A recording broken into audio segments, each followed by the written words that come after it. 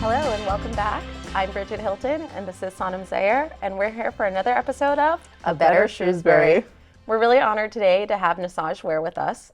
She is a college student at Howard University, and she led an effort in Boston, Massachusetts to lower the voting age to the age of 16. So we're really excited to hear more from you about this awesome endeavor.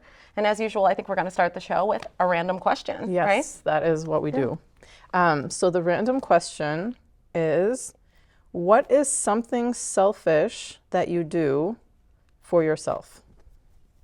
Oh, me first, okay. Yeah. I don't buy expensive gifts for people. If I get them gifts at all, they're usually like meaningful. Mm-hmm. I feel like people would consider that selfish just because like they want everybody to spend money on them, but yeah, no. Do you like make the gifts? Do you like? Yeah, usually like it'll be something like small that has a bigger meaning that doesn't cost more than $30. Yeah. We were actually talking like about that. this Yeah, this we literally were morning. talking Yeah, about that. because she was talking about gift giving, and I was saying, I think culturally in the U.S. we have this culture of like giving a brand new shiny gift to somebody, and I was saying we need to kind of move away from that and focus on reused gifts or something that was in my house or experiences. Yeah, like I was saying, like, oh, if someone has been like looking at a painting on my wall, I could just give that to them. Yeah. But a lot of people wouldn't receive that well, even though that's better for the environment, better for our society. Although, Anyway. Santa baby, you can always slip a Tesla under the tree for me, and I'm going to be okay with that. So, but I understand what Noted. you're saying. You're probably getting used earrings instead. Just a heads up. All right. What about you? What's something that others might consider selfish that you do? Something selfish I do. So I have people at my house all the time, like just constantly. But sometimes at night, especially people who are much younger than me, they stay up later than me. So sometimes like, around like 11, I'll just be like, all right, I'm going to go to bed. And then I just let people just continue. People get a little surprised that I do that, but I'm just like, you're welcome to stay. I just need to go. Goodbye. So it's, some people consider that selfish, maybe a little rude, but at the same time, I don't want to kick people out of my house. They're welcome to be there. They're welcome to spend the night. I just like, if I'm falling asleep, I'm going to just go upstairs and go to sleep. So Mine's also about sleep. So something that I just started doing this year as my kids have gotten older is they have to be out of the house around 7. And before I would wake up with them at the crack of dawn and put little notes in their lunch boxes and do all this stuff. But I've been so tired that some days I don't get up and do it. I'm like, good day, I love you, but it's not happening. But I think maybe that is selfish, but I think in the long run it's actually better for the life of our family because I'm listening to myself, whereas I think before I had too much mom guilt to like be like, listen, I'm tired, and now I'm like, you know what, I'm tired, so we're gonna be tired, and that's okay. Sometimes you're going to be tired, and that's okay too, so kind of selfish. Ours is the same, but on different ends of the spectrum. Yeah, different ends of the spectrum. Okay, awesome. So Naesoj, why don't you tell us a little bit about yourself? No problem. So yes, I'm a first-year political science major at Howard University. I was born and raised in Boston, Massachusetts. When I started working for Julie Mejia, who's a Boston City Councilor at large, I was, I think, 14 or 15 years old. And Julia is very great in the ways that she kind of allowed me to just push an agenda in her office. And that's where lowering the voting age to 16 came from. I partnered with, there's called Vote Boston 16, and there's a bunch of different other organizations like Teen Empowerment, Madison Park Development Corporation that are pushing the same agenda. So why do you think, or why do all these groups think that lowering the voting age to 16 is such a great idea?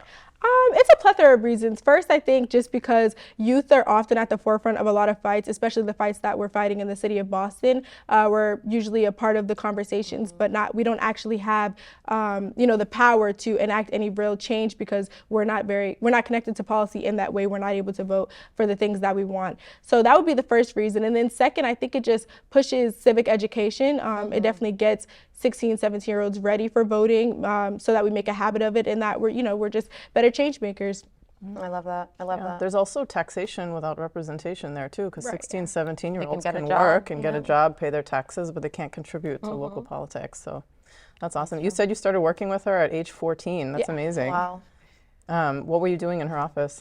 So at first, I want to say it was 14, but I think it was 15 actually, because I'm thinking my first Yeah, that's besides the point. Yeah. But I believe it was 15. And at first I was working with constituent services and public policy. So I would kind of just figure out different ways where youth voice could be amplified in her office. So I think our first project was we had gathered a bunch of students with immigrant families, and we figured out how we could incorporate their voices in the conversation about making Boston a sanctuary city. That was one of the first projects I did. And then I started to do more work again with the organizations like the Center of Teen Empowerment and Madison Park Development Corporation, working on just civic education in our minority communities and making sure that they were educated about voter registration, local candidates, different things like that.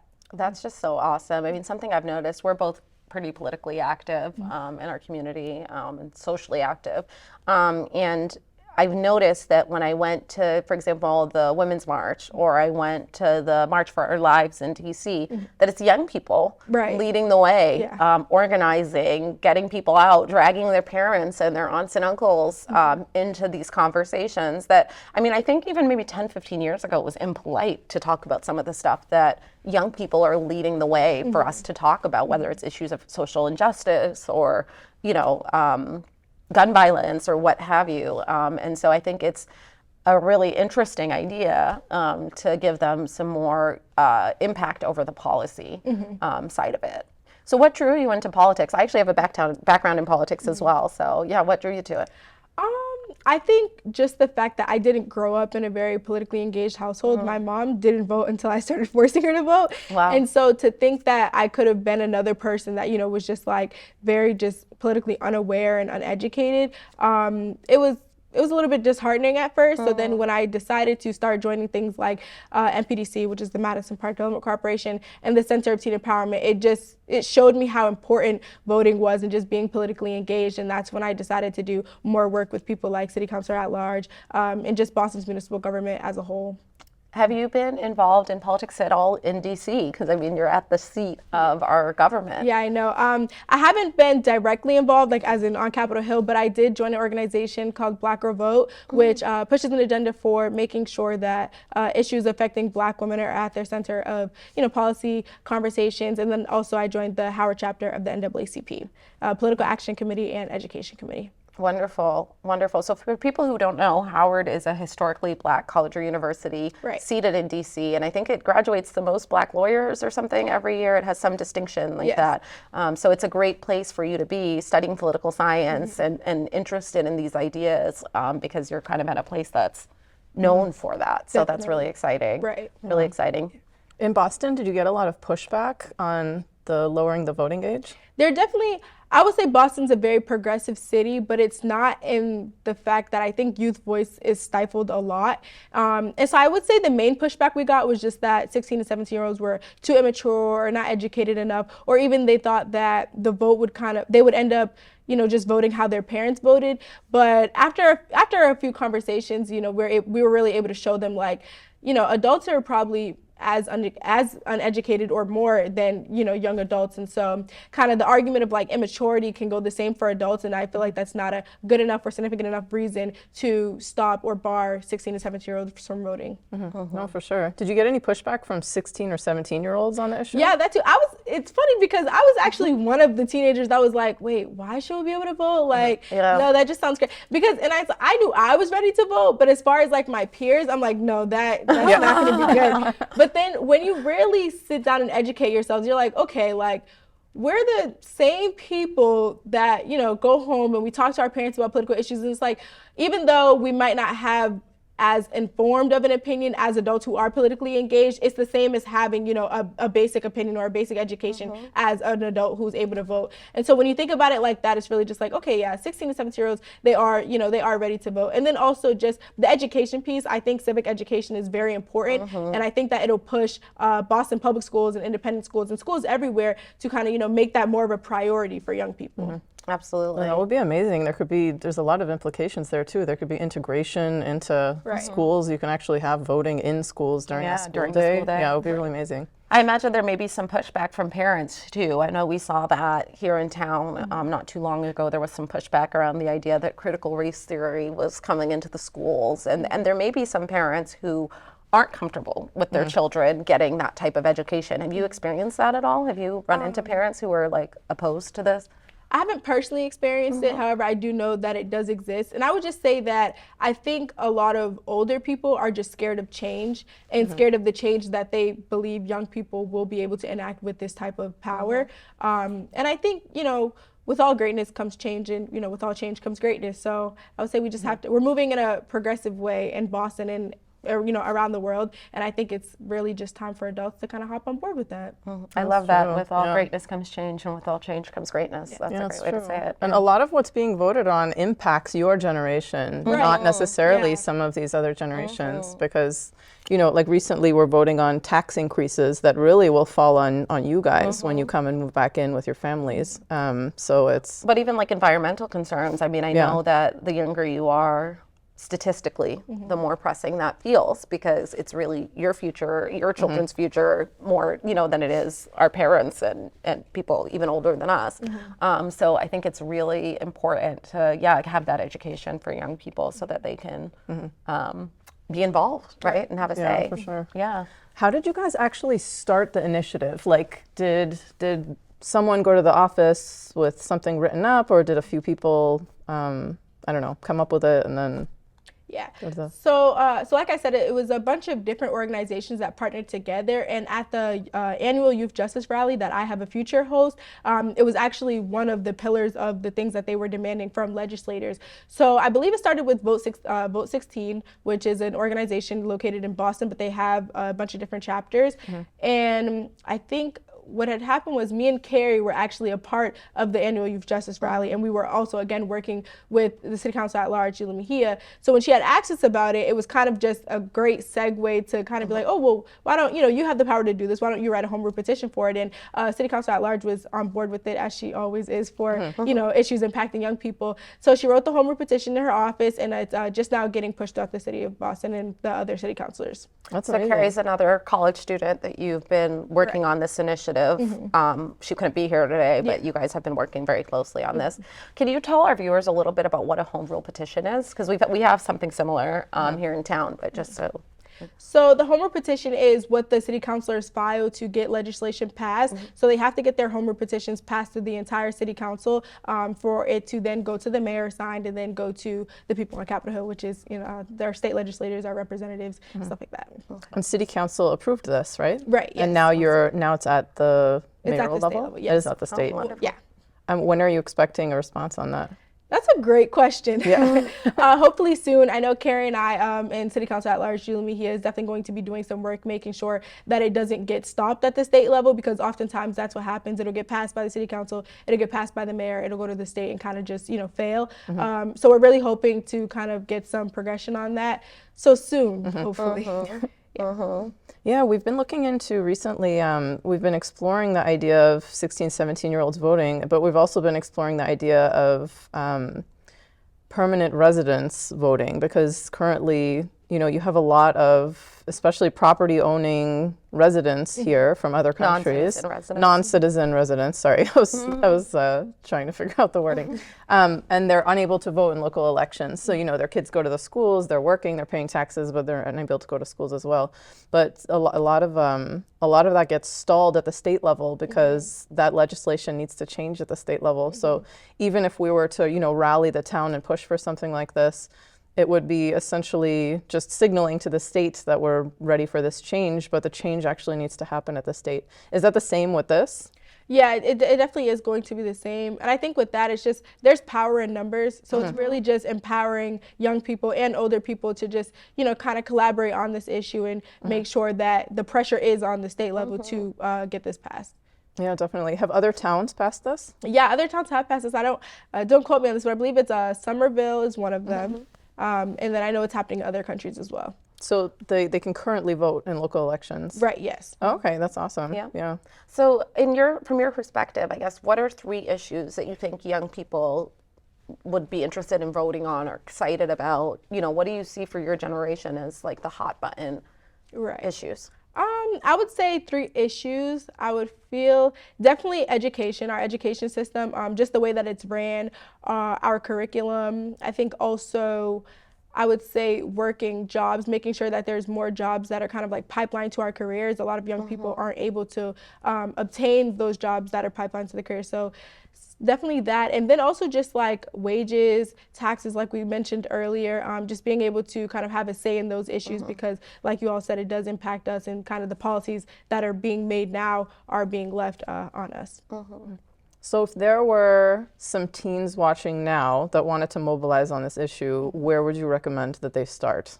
I would say researching who your local legislators are, your state representatives, and just reaching out to them however you can, whether that's calling, letters. I know it kind of always seems like a dead end, but it really does make a huge difference. Just making sure that you're lobbying the issues that are important to you. I love that. Was there a lot of PR and press involved in that to help mobilize people? Definitely. I would say the annual Youth Justice Rally, they get a lot of PR. And so just, the issues that we champion at those Youth Justice Rallies definitely get put on a forefront and a main front. And I've seen it definitely have an impact on the way that state legislators vote. Oh, that's awesome. So we've talked a little bit about, having younger people have the right to vote. Have you guys given, or you or Carrie or anyone that you're working with, given any consideration to having younger people hold public office? That's interesting. We actually, I wouldn't say that we've had conversations surrounding that. I know in the city of Boston, we actually had a high school graduate run for mayor. Unfortunately, she did drop out of the race, but she was only 18 years old. So, I could only imagine what that conversation would look like in a few years, mobilizing young people to run for elected positions and definitely supporting them. I think that's why, unfortunately, she did have to drop out. She just didn't have the support. So kind of seeing how we can shift the culture in that way to make sure that young people have the support to run for these positions. Well, that would be amazing, especially school committees. It seems Definitely like counterintuitive to not have a high school student on school committee. It's so fascinating because I'm just thinking back to when Barack Obama ran the first time in 2008, and everyone was like, he's too young, he's too inexperienced. And look, in just 15 years, how much the conversation is changing. That we're thinking about how we can get younger people into more prominent roles in the creation of policy in our communities. And we have different organizations and initiatives that work with younger people, such as the Mayor's Youth Council and the Student Advisory Board, which other cities and states have as well. I think there just needs to be more to make sure that their voices are actually included. I feel like oftentimes it's kind of just like a checkbox, like, oh yeah, of course we have youth voice. Like, yeah, but it's never really like an actual position where they hold power and they have the right to vote. So definitely working on that. Yeah, power dynamics are definitely shifting all around the country. So it's interesting and exciting, I guess, to hear what's going on in our own communities. So, you and Carrie are off to an awesome start. So what's next for you? You have to finish up freshman year, and then what are your plans? That's a great question. I definitely want to get closer to the political realm. So maybe hopefully being able to obtain a position on Capitol Hill, whether that's an internship or even coming back to do some more collaborative work with our city councilors at large. Definitely just making sure that I'm doing work in my city, in the local communities, and just more education surrounding voting. So for young people and older people in my community. And after college, what do you think? Still deciding? No, it's been changing. Yeah, like at that's first, normal. At first it was kind of like I knew I wanted to go into law, but I love the work that I do with young people. I started an initiative called Pipeline to an HBCU, and it basically just seeks to make sure that Black and brown youth attend historically Black colleges and feel more confident about their applications. So when I'm speaking to youth and I'm traveling to different schools, I just love that. So I'm thinking maybe school counseling, then do the law thing. Okay. I love that.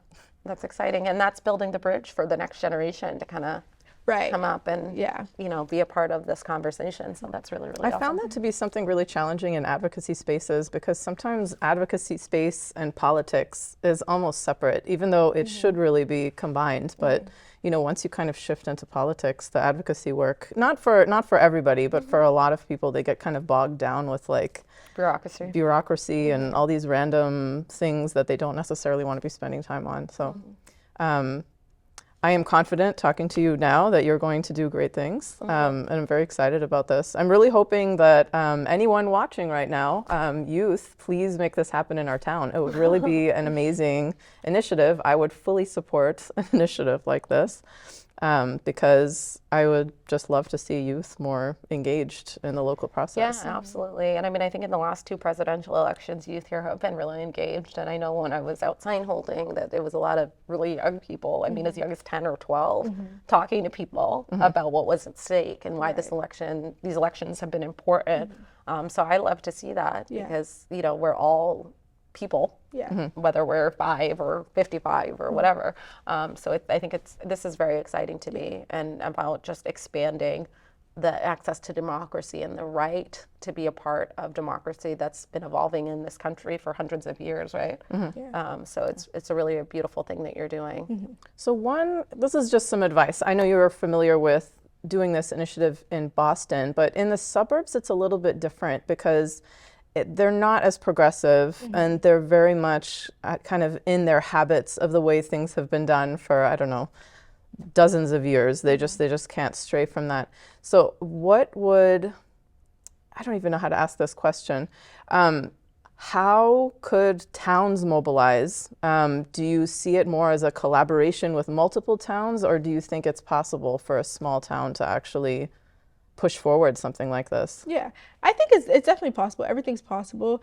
I would say probably the collaboration would definitely push it forward.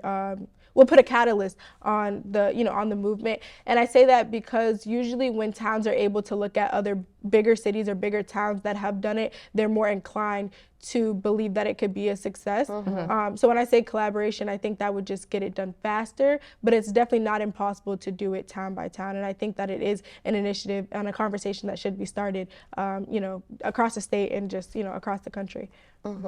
Is there any state legislation about this right now? I know there's state legislation surrounding lowering the voting age, but not in local elections. I think it's in national elections. But I think if we're thinking about doing it at a national election, then of course we should be thinking about doing it at a local election. Absolutely. And that's where the education piece comes in too, because a lot of people don't realize that, not to say that your local elections are more important than your national ones, but they're just as important, and they should be seen as, just as significant. Yeah, something that comes to mind with all this voting stuff, and it's something that adults are struggling with as well, or older adults are struggling with as well, it's all the misinformation that's out there on the internet, on TikTok, everywhere. And so I think part of that civic education, right, has to be helping young people to discern between fact and myth and fiction, and how to know what is accurate. But, as I was thinking about that, like I said, adults are struggling with that as well. We see what's happening at Twitter. It's not good. I stopped following. The whole thing is it's just a hot mess. So, I think that, but I think at the same time, young people have mastered how to use social media to spread messages, to get information disseminated quickly and entertaining way in 20-minute clips. So I think, whatever path goes forward for the work that you're doing, that young people are doing, I know that is going to be an integral part of it. And I'm excited to kind of see how that's going to unfold. Because I think we can wield the beast of social media for good. And I think young people are going to be the ones to lead that. And it's interesting to see how that will impact local politics as well, because the way that things are really done here is kind of, you have pretty much the same people running for the positions, or friends of the same people. So it's really just this cycle. And we really need to break away from that cycle. So it would be really exciting to see new people mobilize the town and run for positions. Energized and excited. But they go up against a lot. It's not easy for new candidates to run in town. And I think that's where the support definitely from the community members are going to have to come. I think a lot of people don't go out and vote in their local elections because they feel like it's not as important, without realizing that, these are impacting the issues that you face right here at home, in your backyard. So definitely just making sure that community members are educated about how important their local elections are. And I think that's how we, progress the many movements and get different people in office, and just redefining and reimagining what politics looks like locally and nationally. Did you learn about local office in school, or did you learn separately? I did. So I was very fortunate because I went to the O'Brien, and we do have a civic education class, as most schools, but I had a teacher who was just very involved and very politically engaged. So most of our classes consisted of, learning about what was happening locally and watching the news and writing about what was happening locally. I think that's where a lot of civic education lacks. Usually it's focused on history. I think that's the big problem. Like history and civics, they kind of have intersectionalities, and I'm not saying they shouldn't, but I think civics classes definitely have to kind of veer away from the history portion and kind of look at what's happening now. And I think that gets more students more excited and engaged into politics. Absolutely. You're definitely right. I didn't learn about local politics when I grew up in Grafton. I had no idea. Around election time, you would just see these random names on signs, but I mean, voting off of a sign is not, doesn't make you necessarily politically engaged. It's just, Yeah, I think I knew the name of the superintendent, Dr. Bent, when I was a student, but I mean, what else did I know about him, right? And so it's like, I do hope that, we can increase what the next generation learns and knows and does. So I kudos to that teacher that you had and to that class. That's really, really awesome. It's a curriculum too. I think teachers definitely, they can't be scared to kind of change their curriculum a little bit. And I think that's where my teacher was great in the sense that Ms. Ryan actually is her name. She, like our homework assignments would be to, go to different legislative, like go lobby this and, go to different, what are they called? I'm sorry. They go to different meetings. Caucuses and things. Yeah, caucuses, things like that. We even I remember our homework assignment being to go to a meeting that was going to decide who the new superintendent was, even speak at them for extra credit, just kind of incentivizing it so that young people are more inclined to want to do these things. I love that. Yeah, that's amazing. I didn't take a class like that till college. In UMass, I remember, I went to UMass Amherst. I took a class through the, it was through poli-sci, but it was a class about advocacy and getting involved at the state level, but nothing from the local level. So Naesoj, I just want to say thank you so much for joining us today, for educating us a little bit about this wonderful initiative that you have going on in the city of Boston, ongoing to lower the voting age to 16 and to get more people involved in our really democracy. Exciting. I kept sending her links. I'm like, this is awesome. I wish this would happen here. Yeah, this is really, really cool. So thank you. Thank you. And I'm going to repeat one more time, but I hope whoever's watching, make this happen for us. It's very inspiring.